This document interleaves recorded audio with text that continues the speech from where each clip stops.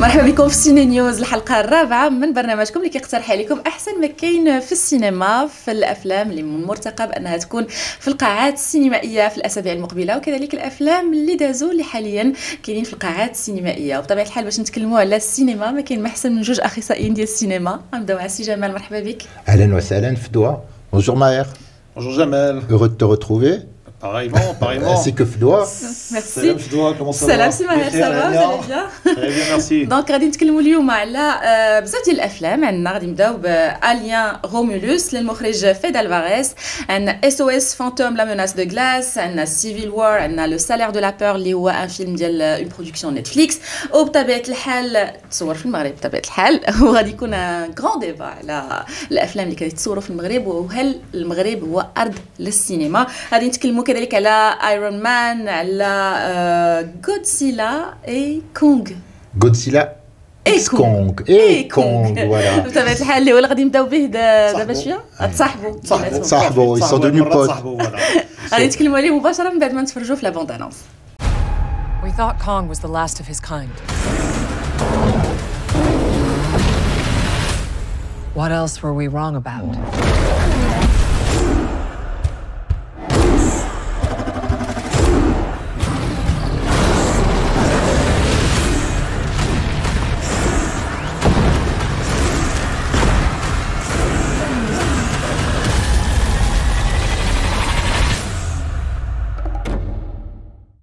C'était Godzilla et Kong, le nouvel empire. غادي تكلم لينا عليه جمال. Godzilla Kong, le nouvel empire d'Adam Wingard, c'est le 5e volet de la saga de la production de Legendary Pictures, je crois, depuis 2014. Il y a d'abord eu Godzilla, puis Kong Skull Island en 2017. Puis je crois en 2019 ou 2021, si je ne me trompe pas dans les dates. 2019, tu as le roi de... Le Godzilla vs Kong. Voilà. Et là, on arrive où ils deviennent potes d'ailleurs. De ce nouveau format que j'appellerais le Monsterverse, l'univers des monstres, où aujourd'hui les monstres ont toute leur place dans les cinémas et les humains se retrouvent placés en copains des monstres en essayant de sauver le monde, n'est-ce pas Maher? Donc moi maintenant j'ai envie de vous parler un peu de l'histoire de King Kong pour pouvoir retracer un peu qui est King Kong, l'icône de cinéma. Ah, Jessica Lange. Ouais, ça tu parles de 1976, mais déjà il y a une première version qui était en 1933. Oui. Qui était vraiment, d'après mes souvenirs, c'était vraiment un très beau film. D'ailleurs, il y a Peter Jackson en 2005 qui a refait quasiment le même remake de la version de 1933. Mais bien sûr, celui de 1976 avec Jessica Lange qui a été écrit et Jeff Bridges, si je ne m'abuse. Très bonne version encore une fois. Mais voilà, donc King Kong a suivi son truc, tout ça, jusqu'en 2017, il me semble, où il y a la nouvelle version de Skull Kong, c'est ça? Skull Kong. Kong Skull Island. Voilà. Exactement, avec un beau casting déjà qui était déjà là-dedans. Et c'est à partir de ce moment-là qu'ils ont relancé le multiverse. C'est l'univers des monstres. Voilà, l'univers des monstres, avec Godzilla qui avait déjà été opérationnel quelques années plus tôt, et Kong. Mais il faut pas. Il y a la version japonaise qui est sortie en novembre 2023, qui a eu l'Oscar des meilleurs effets spéciaux, qui s'appelle Godzilla, si je ne me trompe pas, Mini-Swan. Voilà, Godzilla, qui a été réalisé par les grands connaisseurs de manga de Takashi Yamazaki, qui a fait Doraemon et Dragon Guest.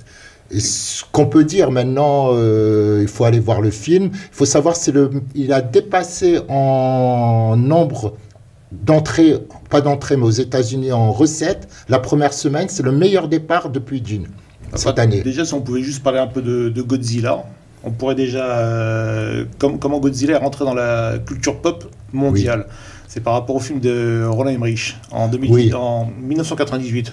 Avec Jean Reno. Avec Jean Reno, Mathieu Broderick, et j'en passe des meilleurs. Oui, voilà, donc c'est vraiment là la première introduction.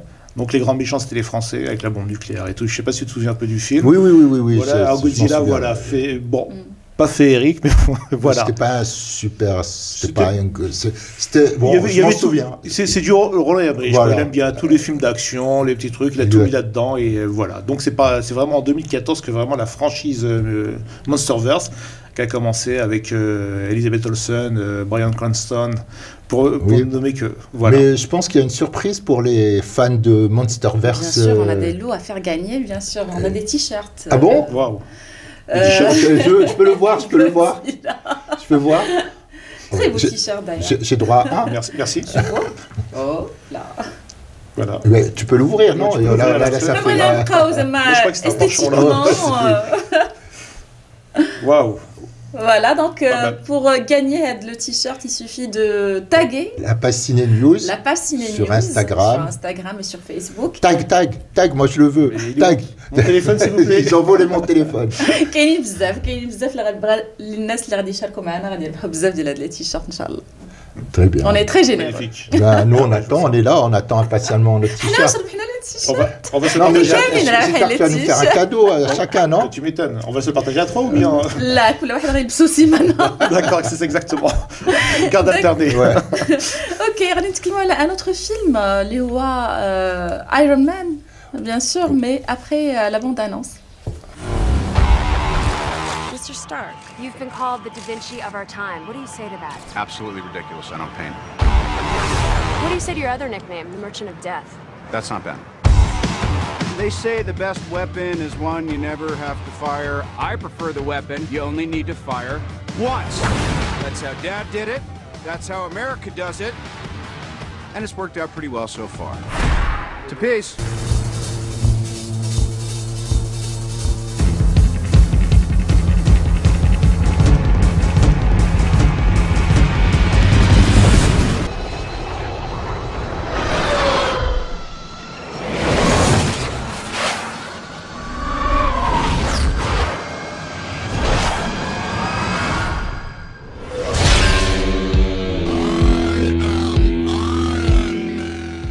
Iron Man sorti en salle de cinéma en 30 avril 2008. Ça fait bien longtemps déjà. Très très longtemps. Et c'est une reprise. Ça nous rajeunit pas, j'étais pas né à cette époque-là. Voilà. Donc, non, mais qu'est-ce qu'on peut dire sur Iron Man, déjà par rapport à l'œuvre? Est-ce que l'œuvre cinématographique est fidèle à la bande dessinée? Moi, qui est assez fan de ce côté-là, oui, je vous dirais oui. Parce qu'elle est sortie en 1967, si je ne m'abuse. Iron Man Iron Man est apparu en 63 dans le comic book de Stan Lee. D'accord, très bien. Le Stan Lee qui est le Stan Lee, alors lui c'est le créateur de Spider-Man, Hulk, avec Jack Kirby et compagnie, voilà, c'est exactement. Les 4 Fantastiques et j'en oublie. Et il est apparu. Alors Iron Man en 63, il a beaucoup de succès dans la BD d'ailleurs. Le personnage principal de l'époque dans la revue, dans les comic books, celui qui était le plus connu, c'était l'homme invisible. Et quand Iron Man est apparu, c'est devenu un des... C'est lui qui l'a plus ou moins détrôné. Voilà, qui l'a plus ou moins détrôné. Voilà, donc pour rappel dans l'histoire, le Tony Stark, il se fait enlever par les talibans suite à un petit événement, tout ça. Et c'est là qu'il décide de construire une armure pour pouvoir s'évader. Dans la bande dessinée, c'est quoi? C'est Tony Stark qui va en Asie dans une de ses usines, c'est la bande dessinée, tout ça, et il se fait enlever par des rebelles. Et c'est dans les mêmes circonstances. Ils ont actualisé à l'époque 200008. Voilà, ils ont contemporanisé. Contemporanisé, exactement. On finira par le dire un jour.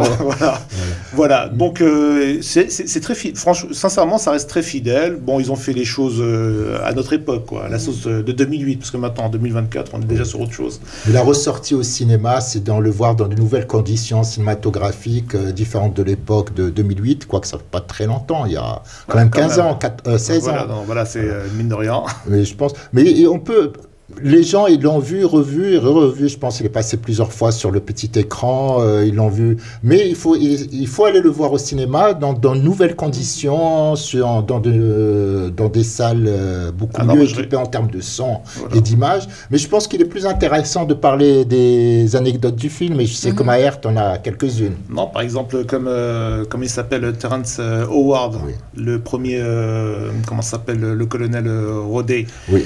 Qui était dans le premier, il n'est plus dans les autres. Et il a été remplacé par Don Cheadle, je crois. Il a été remplacé par Don Cheadle parce que c'est faute de salaire. Parce que, ils sont pas d'accord. Robert Downey Jr. avait demandé un gros salaire, donc lui aussi il s'est dit tiens je vais me permettre aussi de faire la chose, mais lui au contraire il a eu le droit à une diminution, pas à une augmentation. Question de chance. Donc il a dit question de chance. Pour ça c'est un acteur très bankable, franchement que j'apprécie beaucoup. Howard Terrence, je trouve il était bien, même dans le rôle du premier il était bien tout ça. Bon, ils ont mis quelqu'un de plus bankable, on va dire, qui est de plus qu'on connaissait un peu plus, tout ça, Don Cheadle, qui est pas si mal aussi, quoi. Mais voilà déjà pour l'une des anecdotes. Moi, j'en ai une qui est pas mal aussi, un peu. Alors, je sais pas si tu sais, Fedwa, le film Iron Man s'adresse à un public plutôt jeune et familial. Et il y a une scène qui a été coupée parce qu'il y a des restrictions aux États-Unis. Les Américains sont très très stricts là-dessus. Un peu conservateurs aussi. Oui. C'est pas le cas au Maroc, par contre, attention. Non, ils sont très stricts. Il y a une scène où Tony Stark arrive à une soirée, je crois que c'était à Dubaï ou je ne sais où, mais je crois à Dubaï. Et il rencontre 3 jeunes filles en bikini. Il leur dit choisissez un nombre entre 1 et 3. Entre 1 et 5, pardon, et il répond 3, il dit c'est ça, il part avec les 3 jeunes filles. Et cette scène a été coupée au montage, elle dure 3 minutes 30, je crois, la scène. Ah, donc il y a plus les infinités, bien sûr, ça ne s'arrête pas juste là. Ah oui, mais après, à cause de cette scène, le film aurait pu avoir des restrictions aux États-Unis. Bon, donc ils ont décidé. Mais niveau violence, quoi, bon, ouais, bon. Ouais, mais quelquefois les restrictions, il ne faut pas aller chercher à comprendre. Non, c'est vrai. Non, c'est vrai. En plus, okay. ça allait faire beaucoup de mélange, quoi, entre du Taliban, se retrouver à Dubaï avec les... C'est vrai que c'est le grand écart, là. Voilà. Donc ils sont vraiment bien amusés. Tu n'as pas d'autres anecdotes? C'est tout pour Iron Man. Écoute, là, non, les anecdotes, non, je vois pas. Il y a pas un autre pardon. Bien sûr, qu'est-ce que je raconte? Bien sûr. Il faut savoir que Iron Man aurait dû être joué 10 ans plus tôt, ça veut dire dans les années 10 ans plus tôt, ça veut dire 90. Par dans les années 98 par Tom Cruise, qui était très intéressé par le rôle. Donc ça s'est pas fait, manque de budget parce que c'était vraiment un très gros budget, voilà. Heureusement, non, parce que qu'est-ce qui s'est passé? Nicolas Cage aussi, je crois, il devait reprendre. Non, justement, là, je reviens là-dessus parce que qu'est-ce qui s'est passé maintenant? John Favreau, quand il a repris le bébé, son premier choix, c'était Tom Cruise. C'était vraiment son premier choix. Il dit non, c'est Tom Cruise, il devrait le jouer, tout ça. Ça s'est pas fait que Tom Cruise. Et il a rebondi justement par Nicolas Cage. Et là aussi, ça s'est pas fait. Et heureusement pour nous, c'est Roberts. Mais non, moi j'ai du mal à imaginer Tom Cruise dans le. Même pas un autre personnage que Robert Downey Jr. dans le rôle de Tony Stark. Non, sincèrement. Non, mais voilà. Tu verrais quelqu'un d'autre, toi? Non, franchement, non. Non, Tony Stark, même il est fidèle, même au personnage de la bande dessinée, je trouve. Il y a une ressemblance. Il est très bien, la nonchalance, le truc, il est parfait dans ce rôle-là. Même physiquement, il est fidèle à Tony Stark dans la BD. Non, très fidèle. De ce côté-là, il n'y a rien à dire. Il y a rien à dire. Vraiment, on a l'impression qu'il est sorti de la BD. Voilà, c'est ça. Robert Downey Jr. Non, mais très bien. Bien, mais franchement, ça reste un très bon film. Ah oui, moi, à l'époque, j'avais beaucoup aimé. C'est la première entame, voilà, c'était la première. C'est le meilleur d'ailleurs. Il y a eu 3. Il y en a eu 3. Exactement, il y en a eu 3. 3 en 2010, je crois, le deuxième. 2012, je crois que. Ouais, c'est ça. 2010. Voilà, c'est ça. 2010 ou 2012. 2010, et le troisième, je crois, qui est sorti en 2013. Je pense, enfin. Ouais, enfin bon. Je suis dans les chiffres, non, voilà, qui confirme. Donc, quand Fedwa confirme. Ouais, 2010-2013, exactement. Voilà. Non, qu'est-ce que. Iron Man. C'est tout pour Iron Man?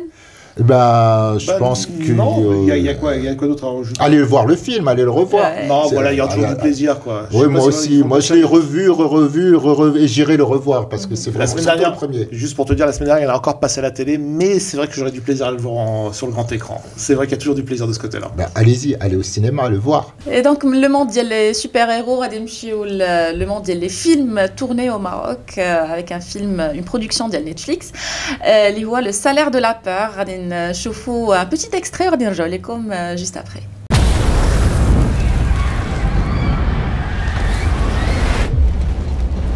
On a une poche de gaz sous le puits qui alimente l'incendie.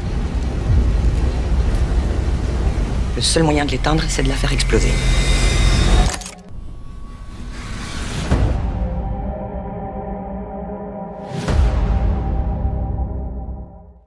Le salaire de la peur, هذا الفيلم هذا اللي هو كيف سبق قلنا إنتاج ديال Netflix réalisé par Julien Leclerc avec Franck Gastambide, Alban Lenoir, Anna Girardot et Sofiane Zeradi, je crois. Voilà. Zermani, pardon. Zermani, exactement. Mais qu'est-ce que c'est que ce film? Par rapport à la version de 1963? Non, 1953. 53, pardon, déjà. J'étais pas né, là, je te rassure. On n'était pas né. Qu'est-ce que c'est, sérieusement? Pour avoir vu les deux versions, déjà, je vais vous parler du chef-d'œuvre de 1953. Avec Yves Montand. Charles Denner, qui a eu la Palme d'Or. Voilà. Le film a eu la Palme d'Or en 1953. Charles Denner, meilleure interprétation en 1953. L'ours de Venise. Ils ont eu la BAFTA aussi Ils ont eu toute une panoplie. Réalisé par Clouzot, Henri-Georges Clouzot. Jacques-Henri Clouzot. Jacques-Henri Clouzot. Donc, qu'est-ce que je peux dire sur ce film de 1953? Il a été tourné en Camargue. Qu'est-ce que ça représente? Il est censé se passer en Amérique latine. Voilà, au Venezuela, normalement, les plateformes pétrolières et compagnie. Donc, il nous fait ressentir la misère d'une façon qui est tout à fait phénoménale, qui a fait une grosse polémique aux États-Unis. Pourquoi? Parce qu'il y avait il y avait le site américain où il y avait toute l'abondance qu'il fallait, tout le confort et tout ce qui s'ensuit. Et la pauvreté, la misère. Voilà, la pauvreté de l'autre côté du trottoir, quoi. Et la pauvreté dont partageaient bien sûr les Yves Montand, tous les protagonistes du film, tout ça, jusqu'au jour où les Américains se sont retrouvés dans le caca, si on peut dire ainsi. Ils ont eu un souci sur une plateforme pétrolière qui a explosé, pour éviter une catastrophe. Voilà, une catastrophe plus amplifiée. Ils ont besoin de faire une explosion sur cette flamme-là pour que le feu s'éteigne. Donc c'est de la nitroglycérine. Voilà, donc ils devaient faire un transport de nitroglycérine sur 500 km. Donc qu'est-ce que je peux dire? C'est l'émotion qu'on ressent de ces deux camions, de ces conducteurs de camions, du rôle de Charles... Moi, je vais plus passer de la version qui est sur Netflix, parce que...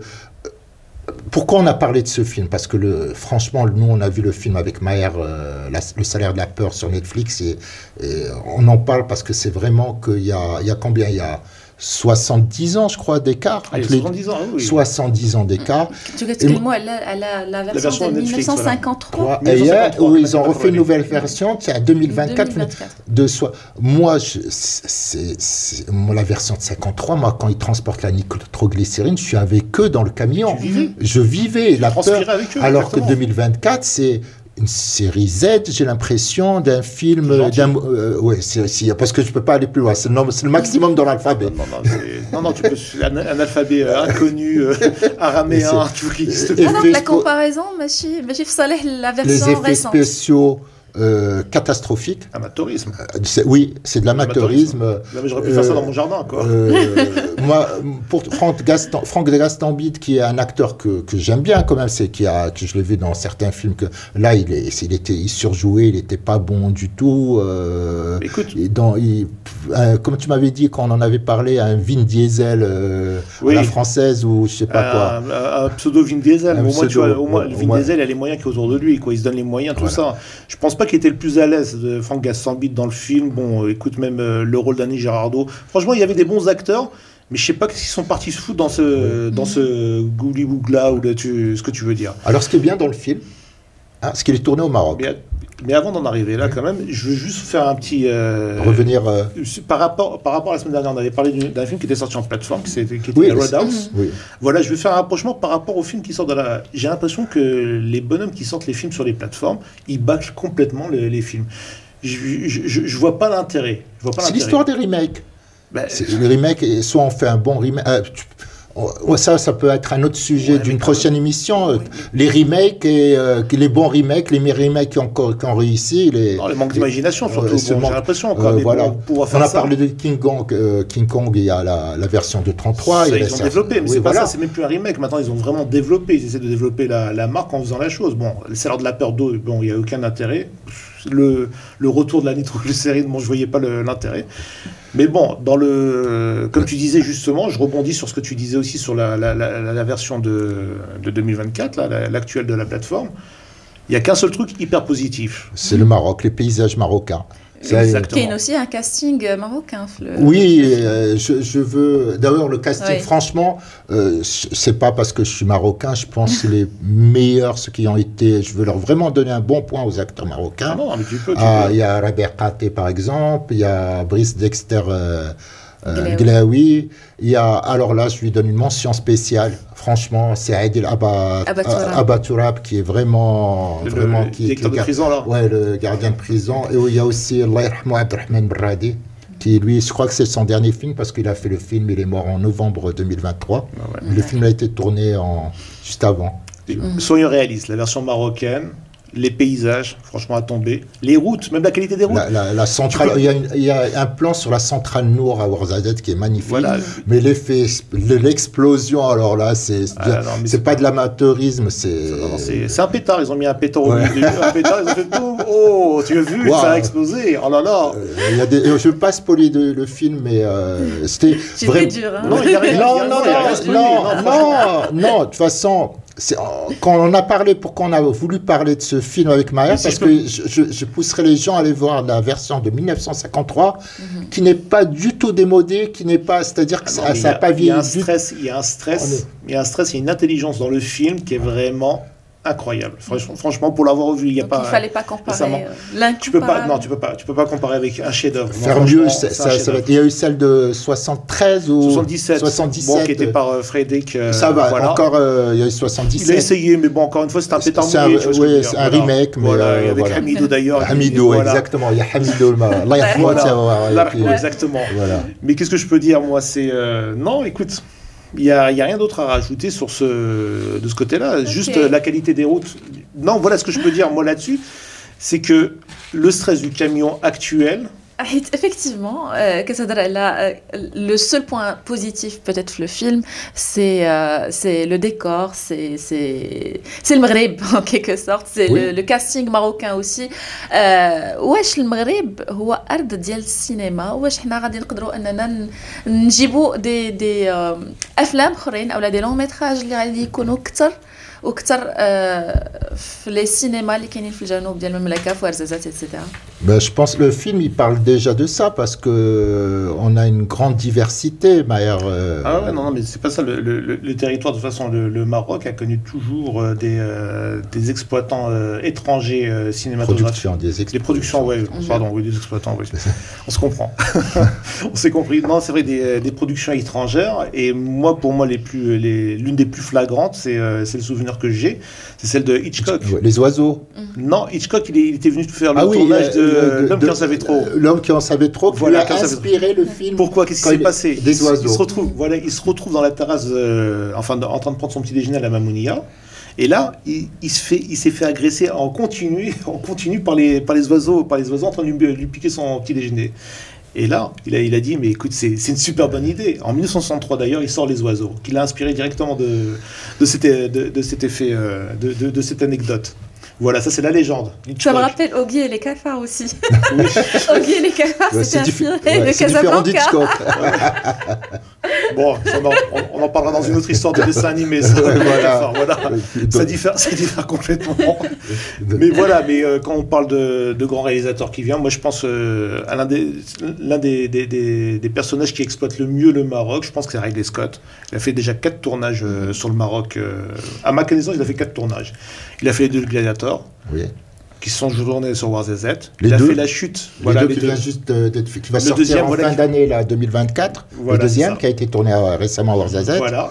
Le troisième film qu'il a fait, enfin, la suite, c'est La Chute du Faucon Noir, qui est phénoménal. Il a tourné entre Rabat et Salé, mais on se dirait vraiment dans un pays. Somalie. Voilà, en Somalie, exactement. Et un autre dont Kingdom of Heaven. Voilà, Kingdom of Heaven, qui est la majorité à Essaouira. Donc voilà, c'est vraiment pour dire que ça ne se concentre pas uniquement sur Ouarzazate, c'est vraiment à travers le Maroc. Tout en sachant aussi qu'il a réussi à ramener son frère, Tony Scott, le regretté Tony Scott, pour tourner Spy Game, avec Redford, Brad Pitt et compagnie. Et ils ont tourné sur Ouarzazate des scènes du Vietnam. Voilà, et quelques scènes de Casablanca. Il y a Scorsese qui a fait Kundum à Imli, là, à côté de Marrakech, tu t'en souviens? Kundum? c'est quoi ce film? Non, je plaisante. Non, bien sûr, exactement.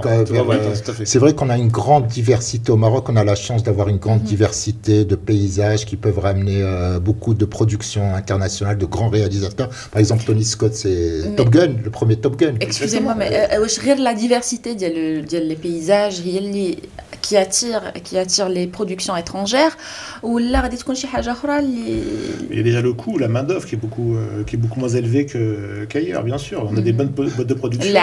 Mais c'est bien, Fedwa, parce qu'on revient à peu près au débat de la semaine dernière. C'est ce qu'on parlait de l'industrie cinématographique. Tu t'en souviens? Je pense que tu t'en souviens.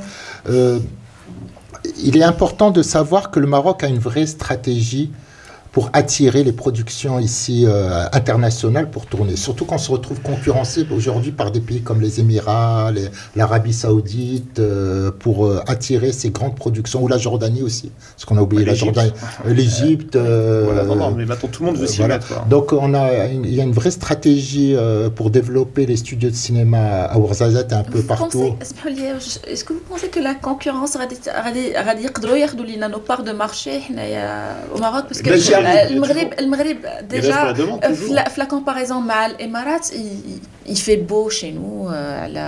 L'Émirat, on parle de 52 degrés. Ouarzazate, il fait pas froid non plus à Ouarzazate. Oui, mais il fait pas froid. Quand il fait chaud, il fait chaud. Il fait chaud. Donc ça se maintient. Il y a beaucoup, au fond, il y a plusieurs choses qui peuvent attirer les productions étrangères. Nous, on a moins de censure. Je ne dis pas qu'il n'y a pas de censure, il y a moins de censure pour des tournages de baisers au Maroc. C'est beaucoup plus accepté, que ça va mieux passer, par exemple, que dans des pays comme l'Arabie Saoudite, où il suffit de ne pas toucher à nos valeurs, qui est l'intégrité territoriale Sahara Maghrebia, ou tout ce qui touche un peu donc on est beaucoup plus souple par rapport à ces pays-là sur les tournages, sur les scènes, certaines scènes. Aussi, on octroie des facilités, ce qu'on appelle une sorte de cash rebate, un rabais sur l'investissement, sur les dépenses. C'est-à-dire si on dépense, par exemple, je donne un exemple, si une production dépense environ 10 millions de dirhams, ils ont un rabais de 30% sur les dépenses, je ne dis pas pourquoi, je pense que c'est une question, de 30% après le 28 mars, et de 20% avant le 28 mars de l'année. Pourquoi ces dates-là? Je pense que c'est des questions budgétaires qui est allouée par l'État. Il faut savoir que des pays fiscales. Oui, c'est par rapport à l'année fiscale. Il faut savoir que des pays comme l'Espagne, les îles Canaries, je crois, ils font des rabais de 40%, et les Émirats, ils font un rabais de 30%. Il y a aussi qu'on a développé beaucoup de studios de cinéma. On a des studios maintenant avec qui sont équipés. L'infrastructure a beaucoup évolué avec Sa Majesté Leinstro. Il a inauguré en 2005 le CLA, les studios de Laurentis. C'est ça, exactement. Et après, on a les studios Atlas à Ouarzazate. On a dans la région de Casablanca, Cinédina. Et au Palais-Goulsi, il y a beaucoup de pour la production en termes dédouanement, par exemple, pour ramener les armes pour les cinémas, tout ce qui est accessoires cinématographiques, le matériel, la compagnie aérienne marocaine, parce que je ne veux pas faire de publicité, bien sûr. Qui donne des facilités pour le transport, que ce soit sur le fret ou que ce soit sur les équipes de films.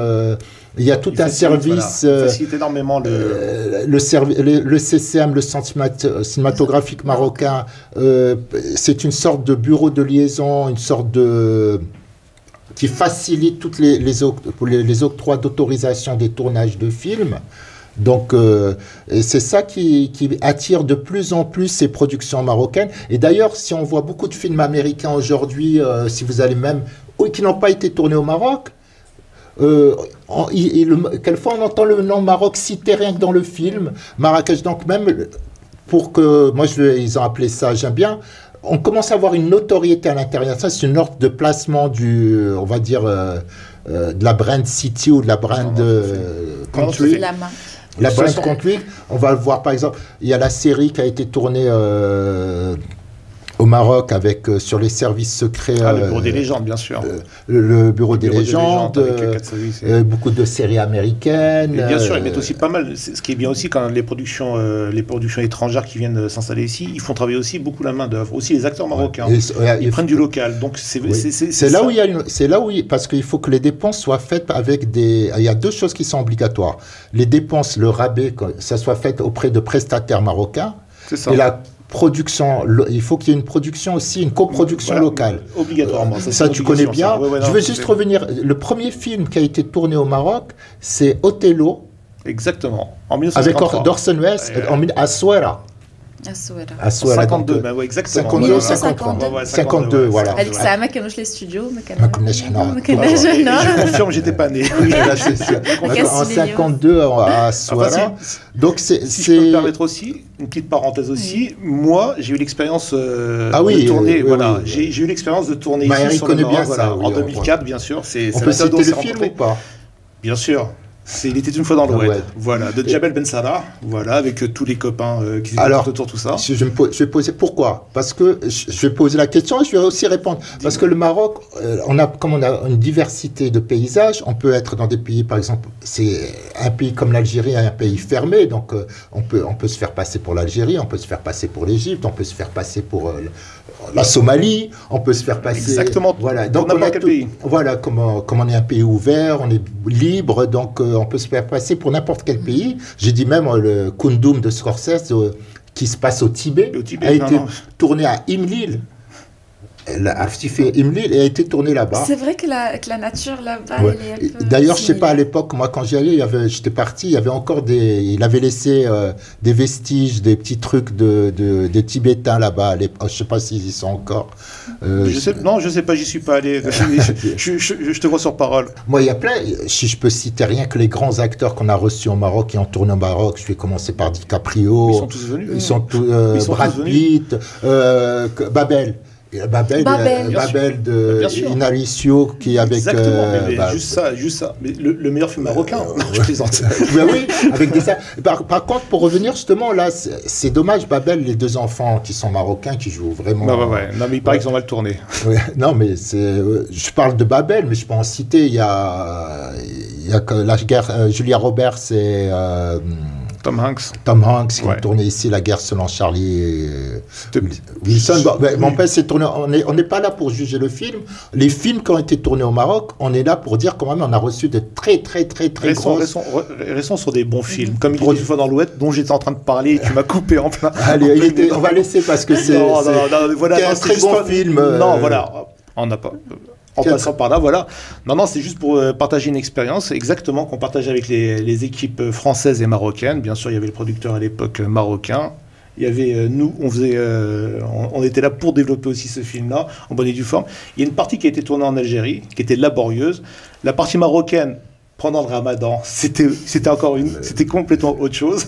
C'était encore complètement autre chose. Mais bon, je pense que Jamel viendra très bientôt parmi nous. Le réalisateur Jamel Ben Salah, voilà. C'est le réalisateur qu'on aura le plaisir de recevoir. Voilà, il y a aussi Khalid Madour ou bien Hassan Kouba qui pourront venir aussi pour nous parler un peu plus du film et un peu plus leur expérience parmi ça. Mais c'est vraiment une très belle expérience qu'on a eue ici sur le Maroc. On a aussi développé la bande originale du film avec Hobo Spirit.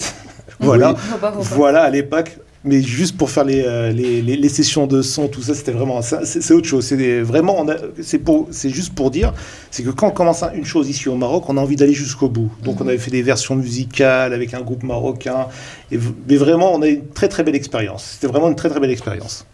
Donc voilà. Pour conclure, le Maroc, oui. On va revenir au débat. On a toujours le problème un peu, même si on a les studios équipés, on a quand même, il reste le problème de la formation, mais uniquement pour les productions locales. Il y a beaucoup parce que la production d'un film, tu vois, ça coûte cher.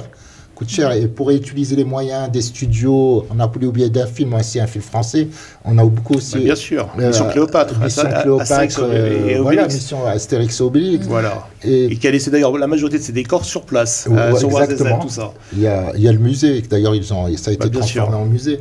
Pour revenir à ce que je disais, parce qu'on il faut vraiment développer la formation. L'industrie cinématographique, ça peut ramener. D'ailleurs, ils avaient prévu cette année, je crois, que ça allait rapporter à peu près 2 milliards de dirhams, mais ils vont revoir les prix à la baisse vu que la grève des studios qui a eu aux États-Unis. Ils pensaient en 2024 avoir vraiment une année record en termes de tournage. Voilà. Donc voilà, c'est une économie, c'est une source économique. C'est pour ça que la semaine dernière, je parlais d'industrie cinématographique, et ça fait aussi de la partie de l'industrie cinématographique, et c'est une vraie source. C'est pour ça que je pense que l'État devrait un peu plus investir, regarder comme quoi le cinéma peut rapporter. Mais beaucoup plus encouragé surtout, c'est beaucoup plus d'encouragement de venir... Par exemple, je vais juste citer un exemple. Nous, on a les paysages, on a la luminosité. Quelquefois, il y a des réalisateurs, ils viennent uniquement pour la lumière, ils disent cette lumière, on la retrouve nulle part ailleurs, mais on peut, par exemple, on a autre chose qu'on n'exploite pas. Il y a des pays qui sont spécialisés pour les tournages de bataille ou de marine. C'est ça. Comme Malte, comme exactement, voilà. Et nous, on a quand même 2 océans. L'Atlantique, ça va être un peu compliqué, voilà. Mais comme ça se passe en Méditerranée, on a la partie Méditerranée aussi. On peut exploiter cette partie-là dans le nord. Même maintenant, on a même des barrages qui ont pris beaucoup d'eau, donc voilà. Ou les barrages, voilà. Voilà. Donc, voilà. Je pense qu'on a fait un bon. Donc le Maroc est terre de cinéma. Non, oui, terre de cinéma. Depuis 1953, on peut pas dire non. Non, même avant, je pense qu'il y a déjà eu des petits films, ils ont été tournés. Oui, mais ça, c'est de pâté c'est des films documentaires colonialistes. Voilà. Mais depuis le vrai gros film qui a été tourné au Maroc, c'est Othello. Quelqu'un comme Orson Welles qui vient ici. Casablanca n'a pas été tourné à Casablanca. Les studios. Qui reste un très bon film, mais qui n'a pas été tourné à Casablanca. Mais au moins, on parle de Casablanca. Voilà. نربحوا les auditeurs ديالنا. Il y a quelque chose à faire gagner Bien encore. sûr, nous on gagne rien. Mais pourquoi on est là? Alors qu'est-ce que c'est? Donc la semaine dernière, كنا قلنا لهم باش انهم يشاركوا معنا و il suffit de taguer Ciné News en commentaire ou taguer صحابكم. Donc ديروا الاسماء ديال صحابكم. Attends, il est où mon téléphone? La dernière, je n'avais parlé. ثلاثة ديال صحابكم en commentaire. Au moins 3. Au moins. على الأقل 3. Donc et qu'est-ce qu'on gagne? Voilà, donc on a un sweatshirt ديال C'est pour moi. Panda. Tiens. Non, tu peux le garder. Bien. C'est une couleur qui tira bien au teint. Un très joli t-shirt. Allez, vas-y, donne-moi le Il t-shirt. faut l'ouvrir, attends. On va ouvrir ça. Merci, Chedouard. Hop. Tu caches pas, voilà. Non, c'est... Voilà. إلا عجبكم هاد الهدايا خاصكم انكم تاغيو 3 ديال الاصدقاء ديالكم en commentaire. Il faut taguer 3 amis sur les commentaires ديالنا et au moins 3 amis. Au moins 3 amis وغادي تربحوا معنا دي لوحده. On tag entre nous comme ça on gagne. حنا بغينا نربحوكم. Donc voilà, غادي نمشيو مباشرة باش نشوفوا la bande annonce ديال SOS Fantôme. La menace de glace. All over New York City, ghost attacks are on the rise. Ghostbusters, what do you want?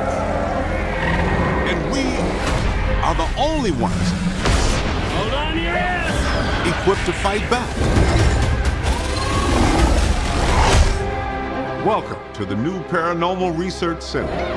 You just let ghosts hang out in here? We've spent 40 years trapping them. Now we can study them. He's cute. Yeah.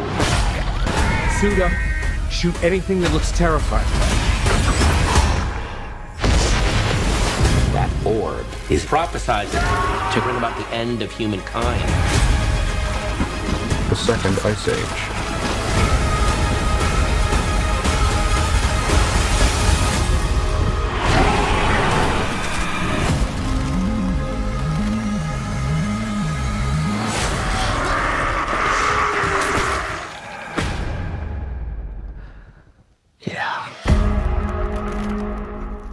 SOS Fantôme, la menace de glace. Marek Jamal. SOS Fantôme, Ghostbuster. Ghostbuster. Tu te souviens? Bien sûr, je m'en souviens. Là, on est tout jeune. C'est très jeune. Alors, ce qui est bien déjà, c'est la production d'Ivan Reitman.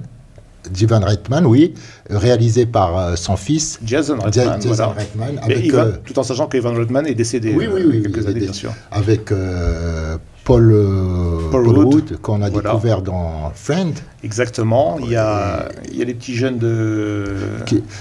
Au fond, c'est la suite de la suite, c'est-à-dire qu'il y a de l'héritage. De l'héritage, et l'héritage qui était la suite de SOS Fantôme le 2. Voilà, de l'héritage que j'ai... C'était une belle surprise pour moi. Moi aussi, agréable surprise. Voilà, je ne m'attendais pas à ça, je me suis dit, bon, ils vont mettre encore des gamins, ils vont faire encore des trucs. Mais finalement, je l'ai trouvé plutôt réussi. Réalisé par Jason Reitman, bien sûr, encore une fois. Oui, mais oui, voilà, parce que c'est Jason a repris... il a repris le flambeau. Le flambeau, exactement. Voilà, le flambeau de son papa, tout en sachant qu'il y a eu un petit remake, voilà, un petit reboot féminin en 2005, il me semble, c'est ça ? Oui, 2005. Voilà, en 2005. Franchement, qui n'est pas mémorable en ce qui me concerne. Moi aussi. Voilà, donc... Ça a été... déjà dans l'héritage, c'est-à-dire on va revenir... On ne peut pas parler des SOS Fantôme sans parler du premier, sans parler de Bill Murray, sans parler de Dan Aykroyd, sans parler de... Et moi, j'ai vraiment... Moi, c'était le troisième. Là, je te laisse cet honneur. Ouais, je sais que tu l'adores, je te laisse. Allez, vas-y. Harold Ramis. Harold Ramis. Voilà. Et c'est l'avantage qu'on revoit Harold Ramis qui est décédé parce que c'est aussi le scénariste. Il était co-scénariste. Mais justement, j'ai une bonne anecdote là-dessus. Qu'est-ce qui s'est passé maintenant? C'était Jim Bellucci qui a commencé à faire le scénario avec Dan Aykroyd. Jim Bellucci, c'est les Blues Brothers. Les Blues Brothers, exactement. Mais le problème, c'est que malheureusement, Jim Bellucci est mort d'une overdose dans l'hôtel pendant l'écriture du truc. Et c'était lui qui devait avoir le rôle de Bill Murray dans le premier SOS Fantôme. C'est ça qui est phénoménal. Mais le malheur des uns fait le bonheur des autres. Moi, je connais Jim Bellucci parce que j'adorais les Blues Brothers. Et Bill Murray est excellent aussi. On peut pas. C'est sa famille, tout ça. Maintenant, ça reste la famille du Saturday Night Live. Ouais. Voilà, c'est de l'époque, tout ça. Il y avait aussi Eddie Murphy, sans trop rentrer dans les détails, tout ça. On veut pas ce qu'on dit, on le fait pas exprès. On veut pas parler du film de la sortie parce que c'est vraiment, il faut aller le voir, ce film SOS Fantôme, parce que c'est vraiment la suite. Il y a Paul Rudd qui est dans l'héritage, et on le retrouve. C'est une suite logique. C'est une suite logique. Et c'est bien sûr, c'est Harold Ramis qui a repris l'écriture avec Dan Aykroyd pour faire ce film-là. Bien sûr, il y a Ivan Reitman qui a produit et qui a réalisé les deux. Et il a été comme ça. Oui. Pour le premier, il était comme ça parce qu'il a eu très peur que ça marche pas. Mais quand il y a eu les premiers rires, tout ça, il a dit beau. Les effets spéciaux. Les effets spéciaux pour l'époque. Mais tu sais que c'est de la mousse à raser, le marshmallow. C'est de la mousse à raser, une explosion. Ils ont réussi à faire un effet de marshmallow. Dans le deuxième, il y a eu, je crois, plus de 40 000 litres de slime. Exactement. 40 000 litres de slime. C'est phénoménal. Mais quand tu parles de Jason Reitman, justement, il y a pas mal d'anecdotes. Franchement, là, j'ai beaucoup d'anecdotes là-dessus. Quand tu parles de Jason Reitman, tu te rappelles du début du deuxième, quand il y a l'anniversaire qui se fait, quand l'anniversaire, les mecs, ils viennent, ils commencent à faire une petite chorégraphie, tout ça. Je me souviens pas. Le petit garçon qui les insulte. Ah oui, Jason Reitman. C'est Jason Reitman qui les insulte comme des malpropres. Voilà. Ah non, c'est lui. Ah, c'est son fils. Ouais. Il y a même sa fille qui joue là-dedans. Il y a sa fille aussi qui joue un peu plus tard dans ce film-là, dans le labo où il y a justement Bill Murray dans le truc, tout ça. Il faut savoir que la SOS Fantôme, la menace est réalisée par Jill Kennan, qui est qui a fait, je crois, la série Scream. D'accord. Voilà, donc qui est un peu dans le domaine du fantastique. C'est vraiment quelqu'un qui vient du fantastique.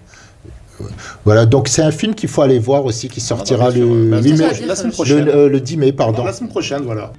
Vous êtes au courant qu'il y a une guerre civile qui se déroule dans tout le pays? Nous, ce qu'on veut, c'est rester à l'écart. Avec ce qu'on voit aux infos, c'est ce qu'il y a de mieux à faire.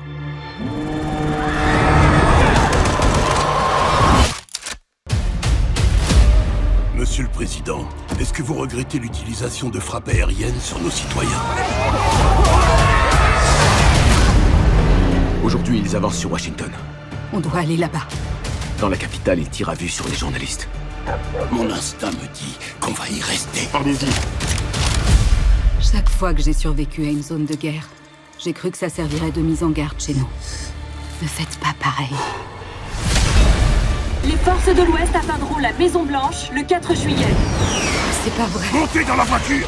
Montez dans la voiture!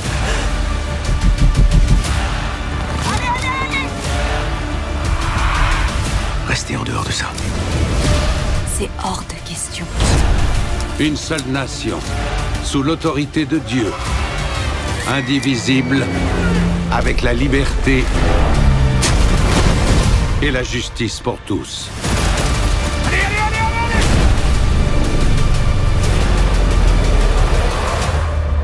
Que Dieu bénisse l'Amérique.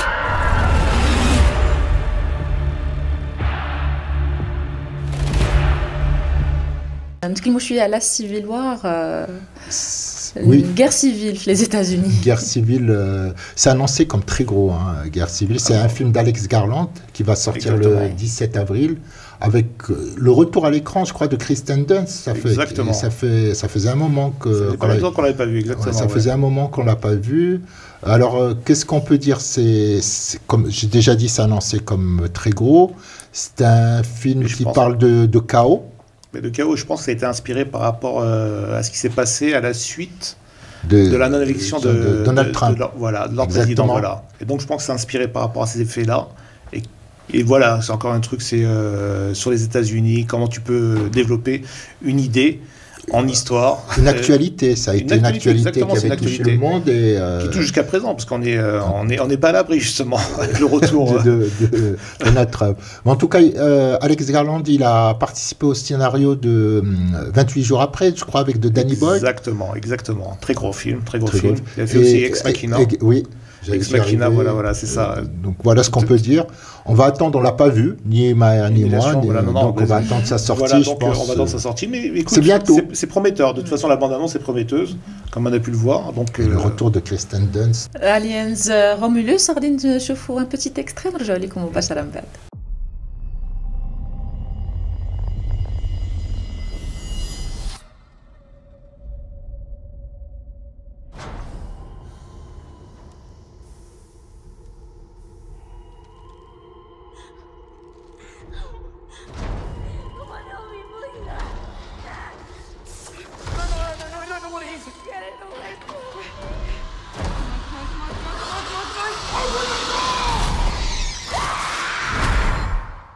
Run.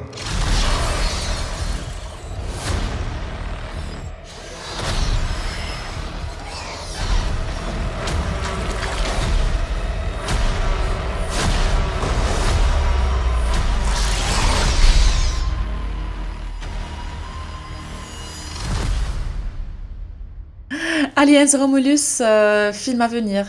Oui, en août, le 14 août, je crois. On a le temps. On a le temps, mais on peut... Aliens. Il nous faut 5 mois pour parler d'Aliens. Non, mais moi, je peux t'en parler tout de suite. Aliens, Ridley Scott, le premier de 79. Le 8e passager, exactement. Ridley Scott avec John Hurt, Sigourney Weaver. Sigourney Weaver qui a révélé Sigourney Weaver. Après, attends... que des grands... C'est la grande école. Aliens, c'est une grande école. Aliens, pour te faire les dents, je crois que tous les grands réalisateurs se sont frottés à Aliens. Cameron, qui a suivi par la suite, je crois que c'est en 88. David Fincher. Bien sûr. Jeunet, je crois aussi. Ah, t'as Jeunet aussi qui a mis sa pierre à l'édifice. Et bon, après, c'est parti un peu en sucette, on va dire. Je crois que Scott, il a essayé de refaire une sorte de Aliens, Odyssée de l'espace, un truc. Non, il a fait Prometheus, c'est ça? Oui, c'est un truc à mélange. Voilà. Non, mais avant, quand même. On revient à la Harira Shbekia de la dernière fois. Non, mais voilà, mais avant, déjà, pour faire Aliens, ils ont mélangé Aliens avec les Predators. Donc c'est deux sujets. Donc Predator aussi qui est un sujet à lui tout seul. On en parlera plus tard. Mais voilà, donc ils ont essayé de faire des préquels entre Aliens et Predator jusqu'au moment où le grand Ridley Scott a repris pour Prometheus, exactement. Et puis il a repris encore Aliens. Voilà, exactement. Donc il faut savoir que je suis revenu là, j'ai failli tomber de ma chaise. Là, on a fait les cascadeurs la dernière fois, donc j'ai failli faire une cascade. Un Aliens. Aliens. Non, mais on peut dire des anecdotes aussi du film, parce que Aliens de 79, juste je veux parler d'une petite anecdote. À l'époque, aux États-Unis, les gens quittaient la salle, ils avaient tellement peur, c'était vraiment inédit, que beaucoup de gens n'ont pas pu supporter certaines images du film. Celle avec John Hurt. Bien sûr, la naissance de l'Aliens, comme il est sorti, mais même comment ils ont fait cet effet spécial, bien sûr, encore une fois, cet effet spécial, il est tout simplement phénoménal. Ils ont fait ça avec une main, un gant et ils ont fait croire comme quoi c'était un truc, c'était un alien qui sortait du ventre de John Hurt. Très bien fait, mais vraiment. On va pas laisser, de toute façon, on a le temps de parler d'Aliens. Là, juste pour dire que c'est réalisé par Federico Alvarez, voilà, qui est un spécialiste, lui, de tout ce qui est horreur, voilà, qui a fait Don't Breathe, un film d'horreur, qui a fait la série Call US aussi, qui a réalisé un des épisodes des Call US. Ce que je vois, donc si je me souviens bien, juste pour me retrouver dans mes fiches, et bon, qui était une très mauvaise réplique, c'était de lui, de Evil Dead, qui est sorti en 2013. Non, tu peux pas passer après Sam Raimi, c'est pas possible. Voilà, donc tu peux pas. Bon, c'est lui. On va voir ce que j'ai peur pour lui, puisque Evil Dead. Bon, écoute, j'ai jamais vu que le producteur c'est Ridley Scott. Je pense qu'il a bien tenu je pense qu'il a dû bien tenir les rênes. Oui, et bon, lui tire les oreilles. Quoi. Ah, mais il est là, tu vois, il a toutes les ficelles. Il a aussi Alvarez, il a aussi fait Millennium. Ouais, mais c'est pas le Millennium, j'ai l'impression que c'est plus sorti comme un espèce de téléfilm ou bien un truc en plateforme, juste pour faire la bonne forme, quoi. Mais qui a rien à voir avec le David Fincher ou bien les films suédois qui ont eu. Voilà, voilà. Il a fait un des Millennium, si je me souviens bien. Qui ça? Fede Alvarez. Voilà, c'est ça. Il a fait voilà exactement. J'ai oublié le. Il est uruguayen, lui. Si, il est uruguayen. Certainement. Enfin, il est de l'Amérique du Sud, ça c'est sûr. Voilà, donc je crois que on a fini avec Aliens. Donc, on finit avec Aliens. Mais bien sûr. Ouais. On finit avec Aliens. Ça fait بركة علينا donc ça fait نتلاقاو la semaine prochaine إن شاء الله أفلام أخرين. ما مسخينا. ونعاودوا نهضروا عاوتاني على هاد الأفلام puisque مازال كاينة une marge اللي كبيرة ديال الوقت مازال غادي. Surtout عرفتي شحال الأفلام دابا زايد. Il y a beaucoup de films qui arrivent, donc on a de quoi parler. Alors, je crois que les grosses productions vont commencer à sortir là, avant de commencer. D'abord, c'est la période de Ramadan, tout ça. اقتراح باش انكم تمشيو دوزوا العشيه ديال العيد اللي ما كيكونش فيها شي حاجه كثيره ما الدار، نمشيو للسينما نتفرجوا في افلام اللي شنو ما ناكلوش ناكلوا من بعد نمشيو للسينما بوغ ديجيري. شكرا لكم، تلاقاو لا سيمين بروشين ان شاء الله، دائما مع احسن ما كاين في السينما في سينا نيوز. السلام عليكم، السلام على لا سيمين بروشين.